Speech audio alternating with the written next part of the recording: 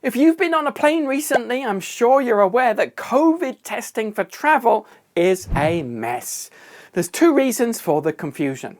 First of all, there's so many types of tests, and second, the goalposts keep changing.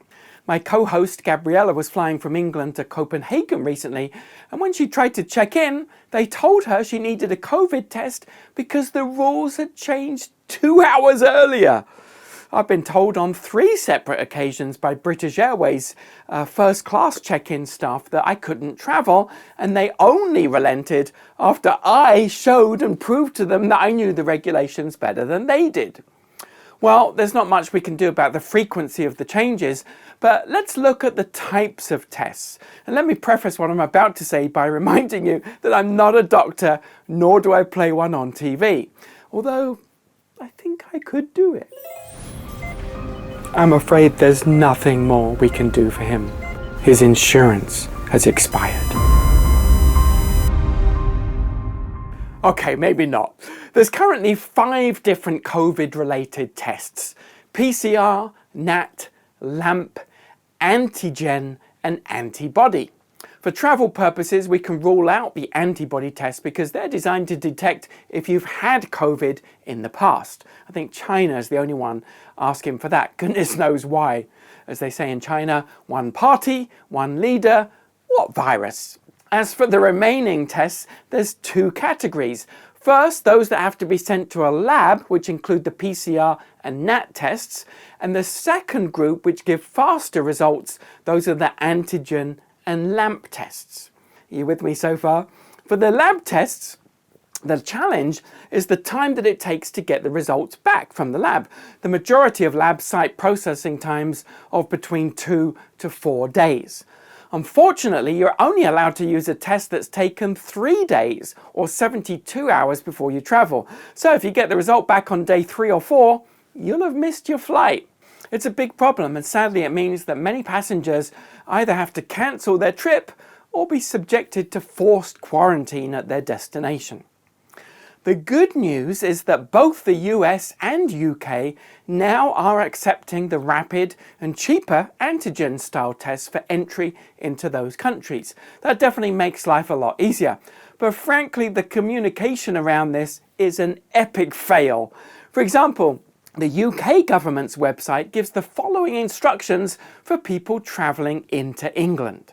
Under the section Test Providers and Type of Test, it says, the test must meet performance standards of greater than 97% specificity, greater than 80% sensitivity at viral loads above 100,000 copies a milliliter.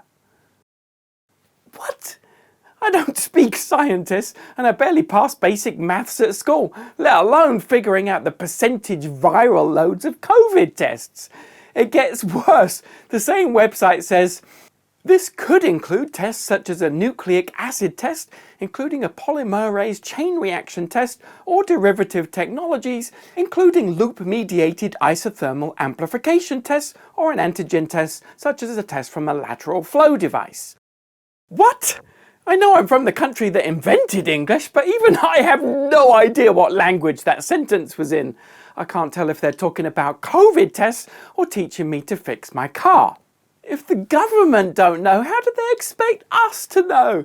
Imagine Grandpa Chuck and Grandma Betty from Arkansas trying to make sense of all this. It's mission impossible, isn't it? No wonder travellers are so confused. It used to be that all you needed to fly was a passport or an ID. Now it seems like you need 3 years of med school. All I can say is to triple check the requirements several weeks before you travel and book your test as soon as you can. Many travellers are reporting that they can't even get the tests that they want because all the appointments are being taken up. By the way, if you've been vaccinated, you might think that you can avoid all of these tests, but sadly that's not the case right now. At the moment, having the vaccine makes absolutely no difference whatsoever to the test requirements for entry into these various countries. Sorry to be the bearer of bad news. Feels a bit like when the light at the end of the tunnel turns out to be an oncoming train. Oh, and I didn't even touch on the miserable situation of people who've had COVID. Some people keep getting a positive result for months after they've recovered. Many airlines don't understand this, and so they're unfairly turning perfectly healthy people away. It's enough to make you cry into your travel pillow. If that describes your situation, make sure you get a letter from your doctor who can confirm that you've already had COVID recently. Now, needless to say, we really need a better, perhaps even universal approach to testing for travel. It really is a mess. Hopefully the situation will improve over time, but for now, it's a real roller coaster for everyone involved. When I say roller coaster, I mean that type where you get sick, you then get stuck hanging upside down, and then all your money falls out of your pockets. As a travel pro, how have you been affected by all of this? I'd love to hear your experiences in the comments below. Thanks for watching that clip. In a moment, I'll tell you how you can watch the full episode. But just before that, we have a nifty free guide for you, which you can get at travelproshow.com. It's called 7 Top Travel Hacks to Save You Money on Your Next Flight.